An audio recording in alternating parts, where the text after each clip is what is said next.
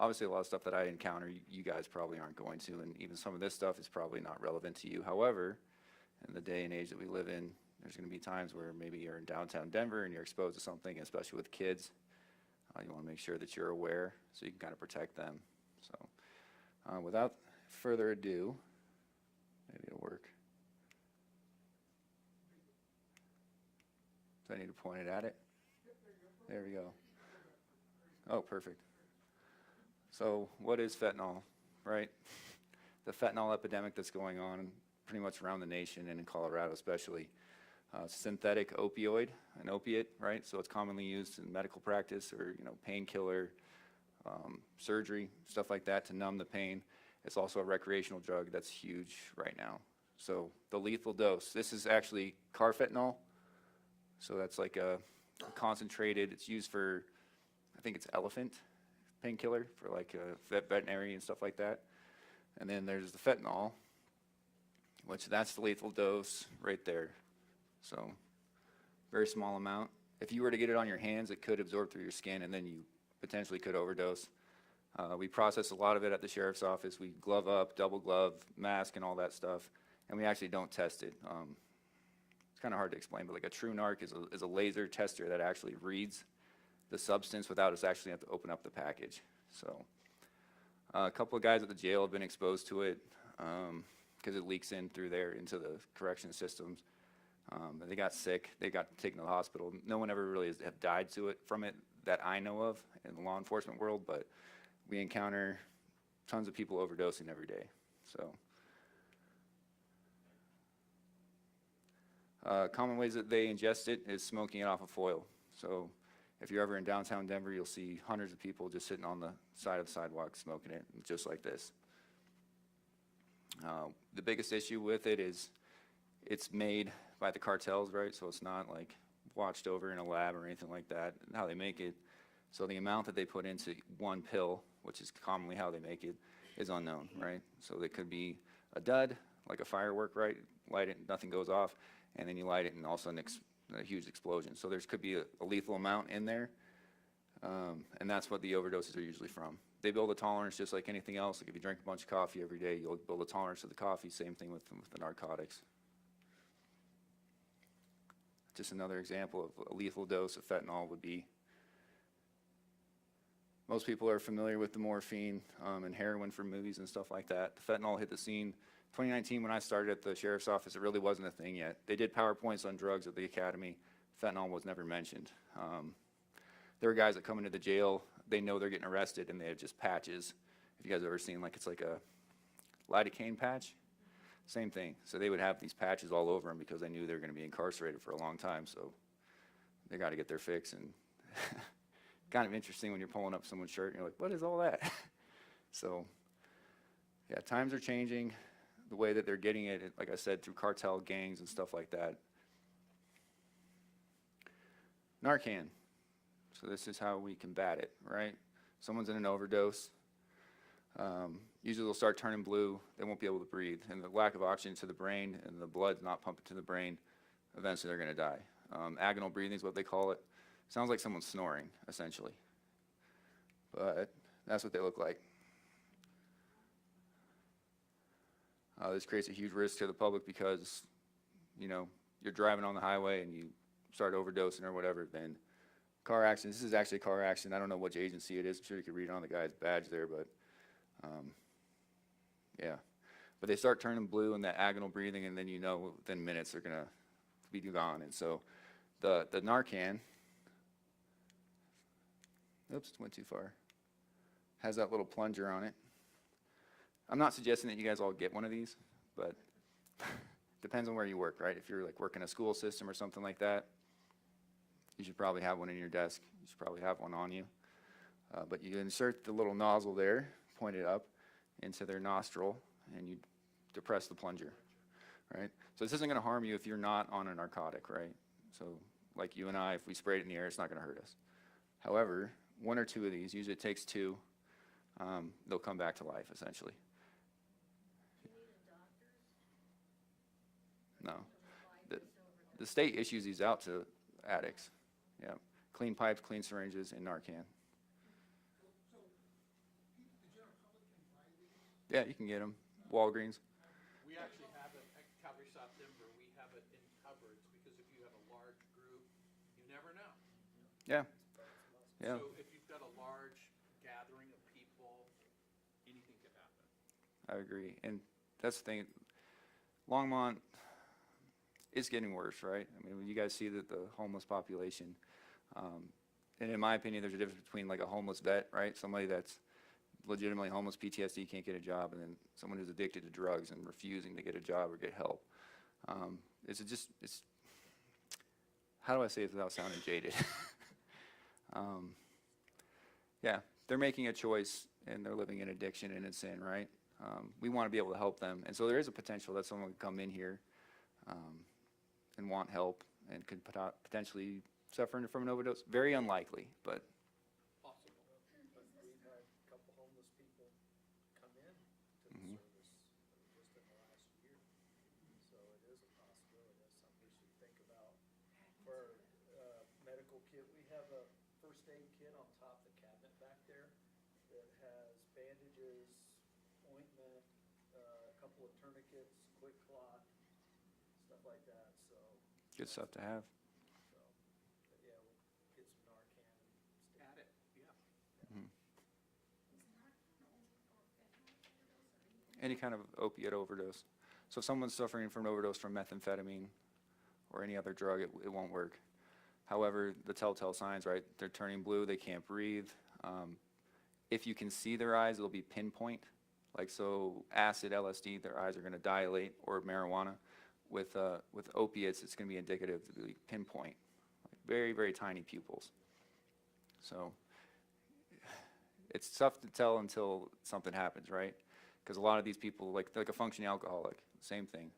They get their fix, and then they're normal, if that makes sense. If you or I to take the same amount, we'd be dead, like done. But with that, how do I explain this? So they're using, I don't even know how many years it takes for them to build a tolerance. It probably takes a couple weeks for them to start building a tolerance. It's highly addictive. So, but to supplement their drug habit, they're out committing crimes, breaking into cars, stealing cars. I talked with a Denver investigator. They had gotten information that they steal the cars and they give them to other gangs or the cartel who uses those cars in crimes, right? So like they go commit a murder with a stolen vehicle, and they get about 300 pills per car. And they have to do this weekly. So if you understand like how many these pills they're using, I'll try to show you a picture of what they look like. So this is like the rainbow Skittle, whatever kind of fentanyl that they have. They're on these M30s is what we call them. So it's actually, if you've seen an oxycodone before, it's like a prescription drug. That's what they look like, and they press them like that. It also comes in a powder form.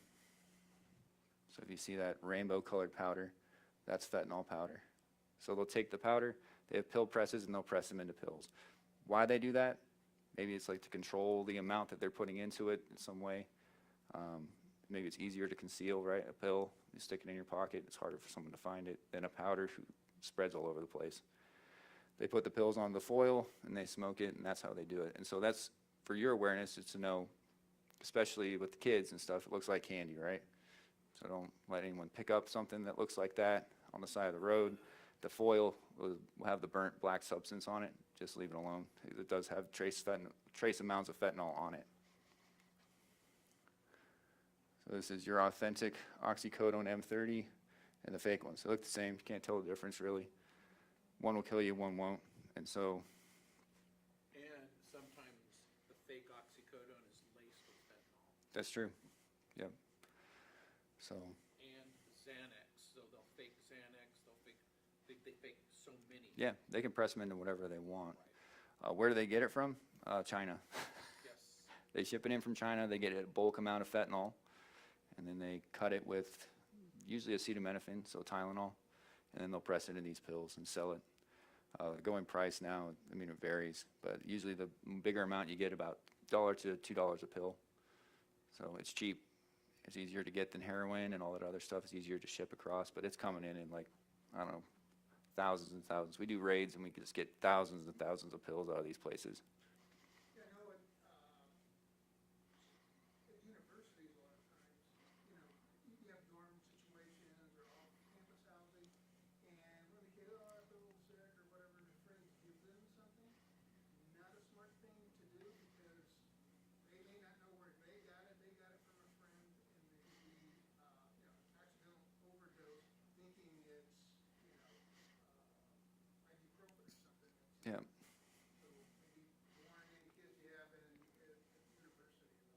Yeah, it is a recreational drug, so people take it, releases dopamine, serotonin from the brain.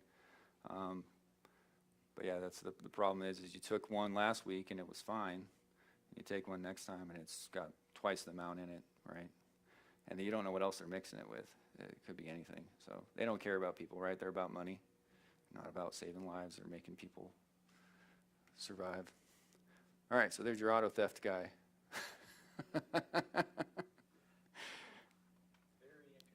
Yeah.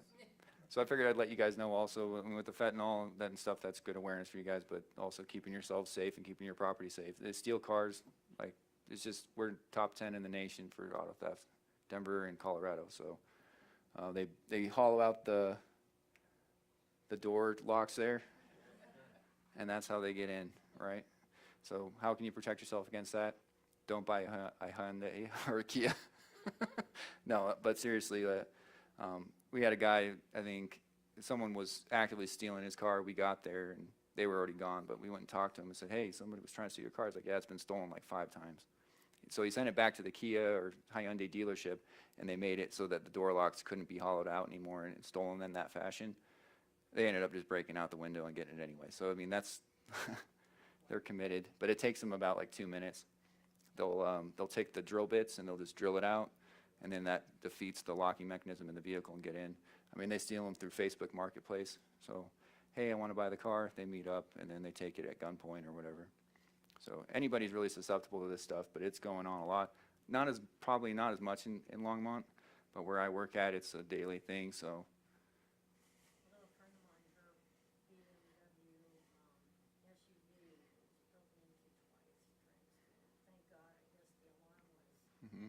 horrendously loud, so it woke up 2 blocks. Yep. And then we came back and tried again, so, Those, and especially if they're newer vehicles, they're harder for them to steal. They do have devices, they're scanning devices. They can scan the key fob and be able to use that. Also for like garage door openers. And for that kind of stuff, it's hard to combat it, right? Unless you're willing to change out the fobs for each one every time. But how would you know? They also have scanners for credit cards, gas stations. Tatiana thinks I'm crazy because I always shake them and pull on them to see if they get loose. Because they'll just pull that scanner, the mechanism out, and then now they have your credit card number. So I'm just creating a bunch of paranoid people right now. Yeah. So yeah, locking your vehicle, stuff like that. If you live in a rougher neighborhood, I know a lot of people that will actually leave the door unlocked and open up the glove compartments and everything just to show them, hey, there's nothing in here that you want. But that's I think we're pretty far off from that, especially in this area, but you never know.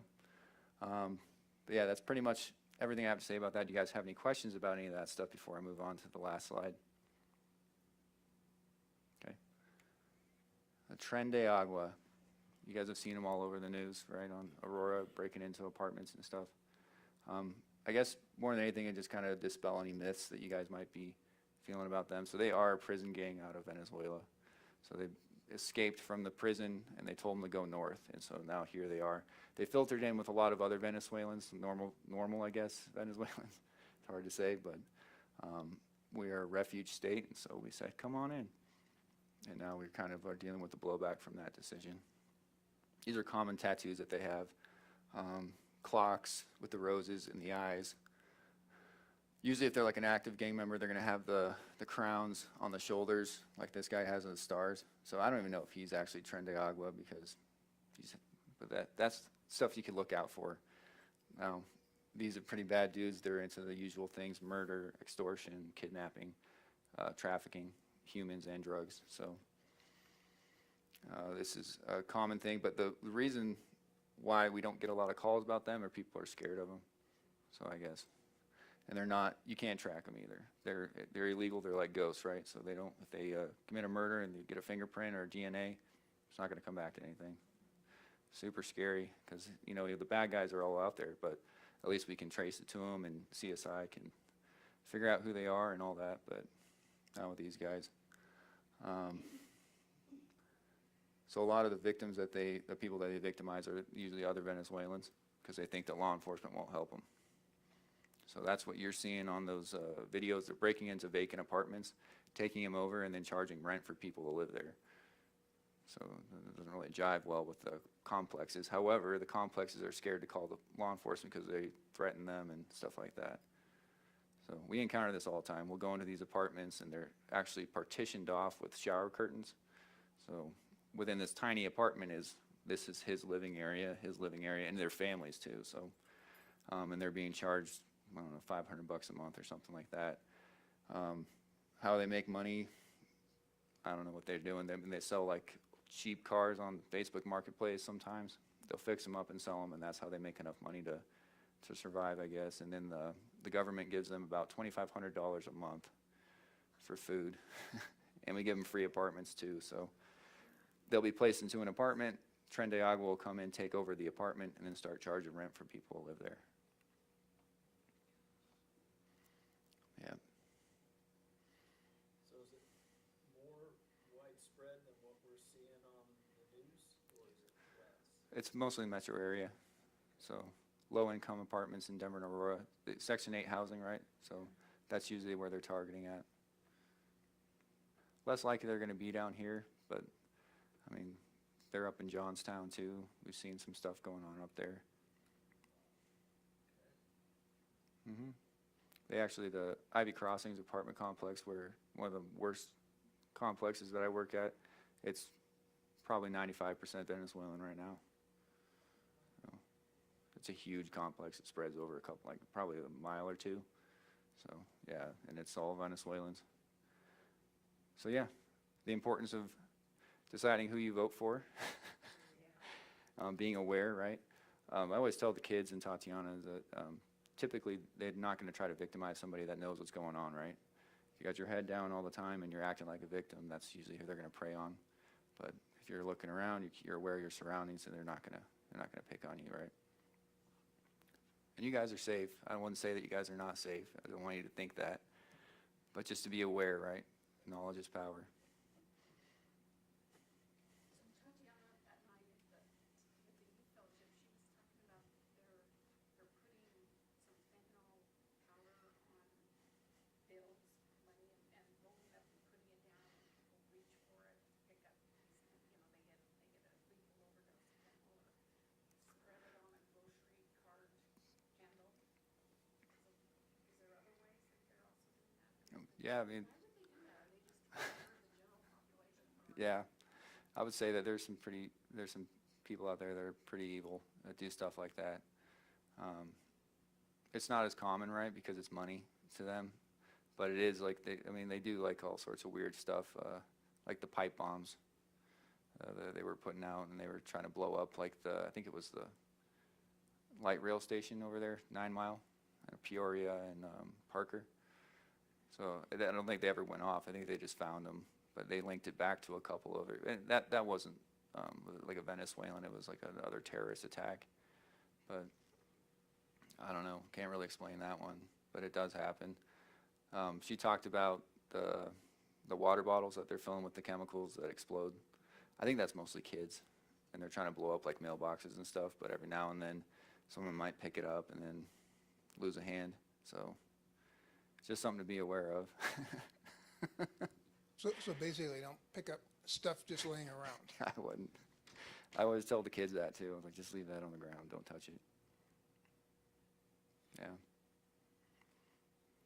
governor really tried to downplay how bad it was. Mhm. And there's only one building, and Aurora's had gang problems for years.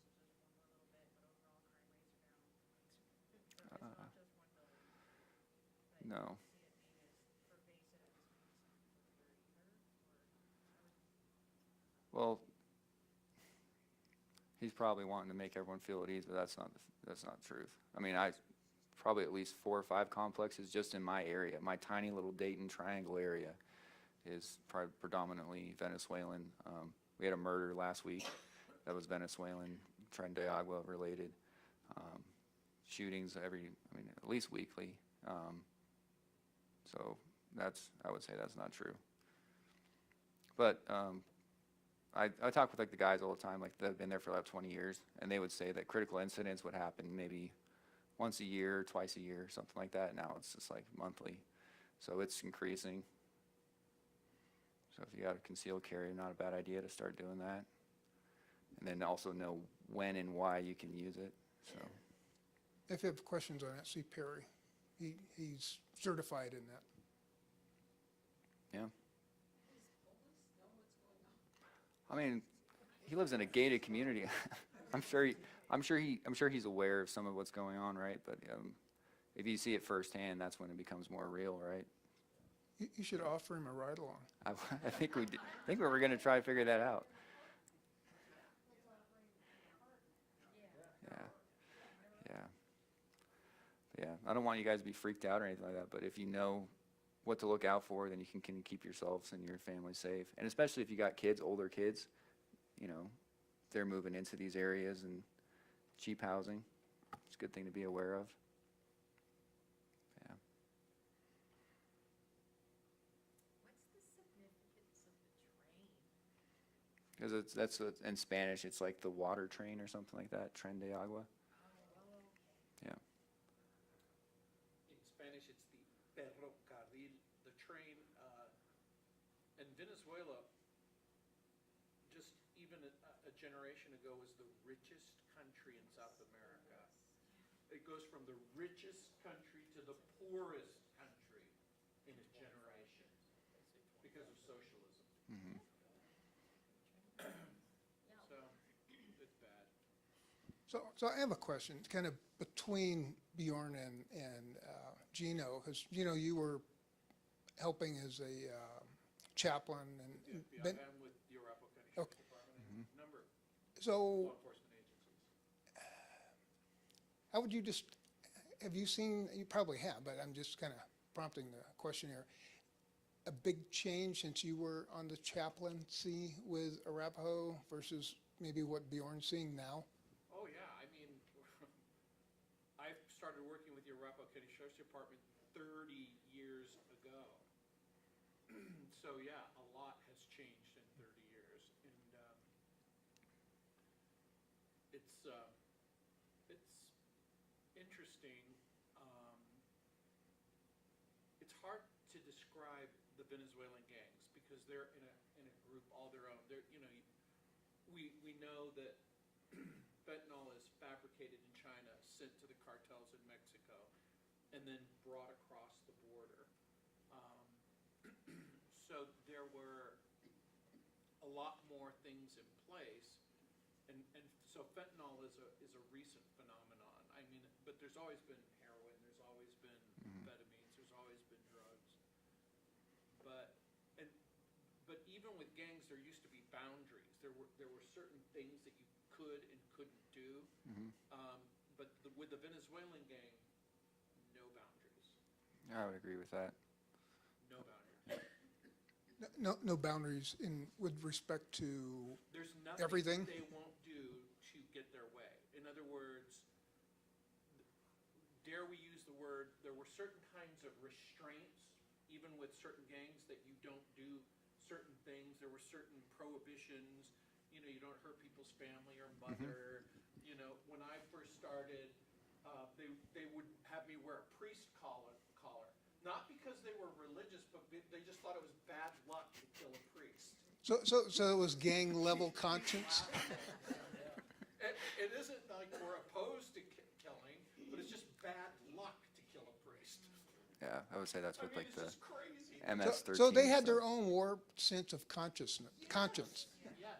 So you know, you talk about honor among thieves. There in certain gangs there were certain criteria or principles or boundaries, but with the Venezuelan gangs, no boundary. Do they have a plan to do something about this? Or is it just going to keep spreading? I haven't heard any plan. We get complaints daily. Why aren't you guys enforcing laws, and why are you guys doing this and that? It's like, well, we don't want to take so many people to jail, you know? I mean, we don't have enough staffing to be, you know, we do like saturation days where we'll go out there with like 12 cops and go out and arrest a bunch of these gang members, but that's just a small, you know what I mean? You're like chipping away at a giant boulder. It's so hard to describe how big the problem is. And you know, when he talked about the confiscation talking millions of pills. In other words, there's enough fentanyl to kill everyone in the United States of America 8 times. So we're talking about a massive amount. And so when people go, well, you're a drug dealer, aren't you afraid, you're killing, it's not smart business to kill your customer. And their position is, there's someone waiting in line. In other words, it doesn't matter how many people you kill, there's still another person waiting for their product. And usually it's weird, like they'll say, oh, that's stuff that killed Tim last week. I want to get some of that. It's like, what? And we'll bring him to life that day. We'll Narcan him, and they'll come back and say, thank you so much. Next day we see him doing the same thing, walking down the same path, scoring the same drugs. And it's like, it's kind of exhausting. Like, what are we going to do with this? So if they take just less than the legal dose, how long does it take their body to process it before they can do that again? It's still not right. Oh, so it depends. So like duration of the high, it can be like 4 to 8 hours maybe. And then, but with that tolerance, they're using them all day, right? They're smoking all day, the pills, and then some of them supplement with other things like the methamphetamine so they can stay up to commit crimes. It's weird. But yeah, it depends. It depends on your tolerance. But they won't get sick until the next day. So they talk about what is it called? When you withdrawals. Yeah. So withdrawal symptoms, right? So it's like having the flu times 10, right? So your legs hurt, you're feeling sick, vomiting, diarrhea, and stuff like that. And the only way to fix it is to use again. Right, and there's another issue that I just need to say it out loud. Even though there are people who develop a tolerance, one pill can kill you. Taking it one time. One pill, one time can kill you. So, and so you'll have high school students and relatively, what you wouldn't draw in this circle of what you would think is criminal activity type thing. We're talking suburban kids dying of fentanyl overdoses because they take one pill.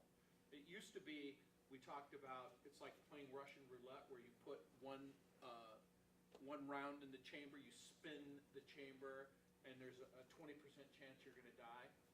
With fentanyl, it's like putting 6 rounds in 6 chambers. And so you will die eventually. Mm-hmm. It's awful. It's really awful. I can't even, it's hard to describe just how horrible this is. I'd say probably about at least 85%, maybe 90% of contacts that we have is somehow related to fentanyl, whether they're using it or in, commission of doing crimes to get it, but it's on them, like every time we'll contact them. And then the other part of that was talking, homeless people that we contact, and if they come in here, usually they'll have a Narcan on them in their backpack or in their stuff. So it might be expired, but it's better than nothing. So Gino, Barry Arrington, okay? Very well. Yeah, and he used to be on the Colorado Assembly and stuff. So what's the best way, in knowing Barry and having been with Arapahoe County Sheriff and all, obviously how we vote is important, but what else can we do to help influence this, do you think? Or Bjorn, is there anything else we can do? I think, Bjorn, what I would say, you have to have an abundance of caution. When I was growing up as a kid, we would do anything if we thought it would get us high. We threw caution to the wind. We thought, here, take this pill. And you go, will it get me high? Sure. Now, you could die each and every time. And so somehow we have to impart the reality that this is not something that, it's just so dangerous. It's just so dangerous. And my go-to underlying thing is everybody needs to get saved. People need to have a right relationship with God and Christ. And hopefully that will give you some wisdom and discernment. Yeah, I arrest these people, and I don't dislike them at all. Obviously they treat me a certain way, I'll treat them the same way back, but every time I arrest somebody, I try to be kind to them and respectful, and I always tell them every time, I was like, hey, I'm going to pray for you. And sometimes they are Christians, or, you know, or they say they're Christian, right? Or And they grew up in a Christian home. see, there's something to that, right? And so, yeah. I always try to tell them, say, hey, I'm taking you into jail. It stinks, but you're gonna get an opportunity, right? They're gonna get a little bit of time clean. They'll start feeling better, get a shower, eat some food. So when you get back out there, you just need to find help, right? There's free help everywhere. You don't have to pay for it. Oh, yeah, sorry about that. No, that's all right. I hide in the corner. I have a question about, when I was growing up, when you took driver's ed in high school, you had to also have a drug, part of the driver's ed was drug. They would show you marijuana, stuff like that. Do they do stuff like that in high school now to show the kids what this is and what it's gonna do? Yeah, our SRO, school resource officers, they do presentations on all this stuff. But, you know, kids are kids. They're going to be like, that's not me. That'll never happen to me, right? I'm invincible. Yeah, I know when we wanted to get high, we said you put aspirin in a Coke bottle and drink it, you'd get high. I mean, that was the big thing back then. Yeah, exactly. Yeah. In our defense, our prefrontal cortex was not very developed. Yeah. That is not a defense. Yeah. I know, it's not. But I think Gino said it, right? Nothing's really changed, you know? That was an excuse. Sin is still the same. It hasn't changed. It's just the way we do it is different, so. South, we put peanuts in our Coke bottle. How does that taste good? That's That was fair. endorphins. Yeah. Well, I have a question on the Venezuelan gang. Are they looking to get more turf from all the other gangs in Colorado, or is there a turf war I wouldn't going on say, with them? Or are they just so I, doing their thing? yeah, I can say that pretty much all of the gangs don't like the Venezuelans. I think that's the general consensus runs the populace as well. They just don't like them. And I think like what Gino said, they're breaking all the rules and they're doing things that are way out of line. I don't know what their ultimate goal is, right? Is it to take over the drug market, and you know, sex trafficking? Who knows? So, yeah, they are not well liked. So I guess. What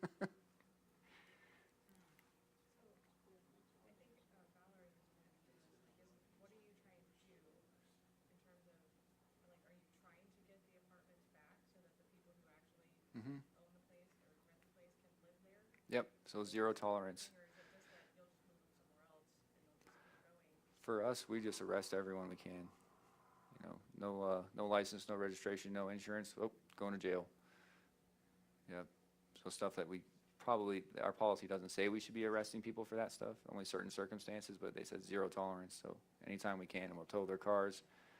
It's not a solution, but it's like a Band-Aid, I guess. So, I don't know, between you guys, can a National Guard be utilized to help with some of these areas? Or is that out of their jurisdiction unless invoked by the governor? Or do you know? Yeah. Bjorn knows that from a legal standpoint, from a judicial standpoint, the sheriff actually has controlling, in Colorado, the sheriff has a great deal of power. And so when if the FBI comes in, or the Colorado Bureau of Investigation, or whoever is there, the sheriff's department is the one who's going to determine who gets to work with who. So the sheriff's department has a great deal of authority. And so I suspect that this would only become that way in a major crisis, in a major metropolitan area like Chicago or Los Angeles, or perhaps even San Diego, where you've got a dense population and it's out of control. That's when you're going to bring in the National Guard. But you can't have a National Guard just doing policing at a local level. It's just not tenable. Yeah, I would agree. Does anybody here know of a citizens group that's getting together to address the problem? Polis and everybody, I mean, these are citizens against the Like Venezuelans. vigilantes. Yeah, they're out there. There are vigilante Yeah, groups, but there are. So you know, there's citizens, but then you have like the Hell's Angels, who just basically say, they don't have the kind of legal restrictions Yep. that Bjorn does. He has to actually operate within the law. But there are people who have taken it upon themselves to make life miserable for the Venezuelans as well. Yeah, that's kind of what I'm saying, like, nobody likes them. Even the other gangs don't like them. But have you heard of any, in that area, like a citizens group that is Not- trying to go to the city or to the state There and will bring this up? people that will allude to us, like, hey, we're gonna start taking this into our own hands, but they're not really identifying what they're doing, you know? They usually, it's like a blanket threat, but I don't think there's anybody So, that's, so what are these, like the commissioners or the city people and all that in that jurisdiction? Are they just saying, yeah, the I'm not gonna commissioners mess are with it? aware. They have, not monthly meetings, but they have meetings where everyone comes in and they air their concerns. Usually it's parking.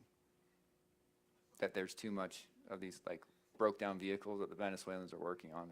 The parking, it looks awful. so they're not getting to the root cause? They're, No. The root cause is a failed policy of government officials. Yep. So when you're talking about failed policies, that's the root issue. But there are some people who are speaking up and saying, you know what? The chickens have come home to roost. What we reap, what we sow, we reap, and guess what? We sowed open borders, we sowed sanctuary cities, we sowed these things, and now they're here, and this is the consequence. And so people aren't willing to, the people who've made those decisions aren't willing to say, I made a mistake. Boy, my policy was wrong. I've made us tap, go back. Let's go back to where we were. That's not happening. Right. And is the mayor behind you guys, Bjorn, mayor of Aurora, or was he kinda poo-pooing this? So we don't really communicate with them, does that make sense? It's like mutual aid stuff we'll help them with, but they're within the county, but they kind of run their own ship over there in Aurora. In Aurora, you have a PD, police department. The mayor entrusts the commissioner of public safety or the manager of public safety with the task of overseeing the police department. So the mayor doesn't have direct control over the police department. The manager of public safety does. So the manager of public safety is supposed to be accountable to the mayor. But they're supposed to direct the policies concerning the Aurora Police Department. And they've had their own problems and issues and leadership issues over the past at least Couple 2 years. years. Yeah. They're a bad example because it's unique, all the stuff that they've been dealing with. I don't even know how many chiefs they've had. They've had at least 3 chiefs Yeah. in 2 years. That's not normal, so. Okay, probably dumb, question, but do you have the same problem if you do arrest somebody that they're like out almost instantaneously? I mean, Yeah. it's like back in the sixties when my dad was LA County Sheriff, they would arrest someone back then, and then the judges say, okay, well, you can walk, and they got very frustrated. What good was it to actually try to practice the law and have these people like, he arrested Manson before the Sharon Tate murders back there in the sixties, and right back out, Yep, that's common, so, and that's still going on? yes, absolutely. I mean, felony cases, They there's, would fix it in that Yep. many years, right? there was a murder, he came in on a murder warrant, so they believed that he committed this murder, and he was given $1,000 PR. So PR is personal recognizance, so we're gonna release you on a $1,000 bond for murder, as long as you come back to your court date. So he's out there doing whatever he's doing, so it's just, yeah, it's awful. But that doesn't deter me, though. I mean, personally, I know that a lot of cops get upset about it, but if I'm disrupting their daily activities, that's good enough. And that, I can't control what the courts are gonna do. That makes sense, so. okay, yeah, Nancy, last question, go ahead. I was gonna ask you what the morale is like in the department. Personally, I'm great. I love this job. There Yeah, are some people who are frustrated. yeah, I would say overall, everyone's always complaining. But the thing about cops is the only thing well, how do I say this? The only thing they don't like the way things are is if they change, so. The only thing they don't like most, so they're complaining constantly. But for the most part, I'd say that a lot of us are going out and doing our jobs and just putting our heads down and doing what we're supposed to. So, Yeah. The real issue is safety. Police officers, and I'll just say it out loud, Bjorn has a right to go home to his wife and children every night. And so, police officers understand that they put themselves in harm's way.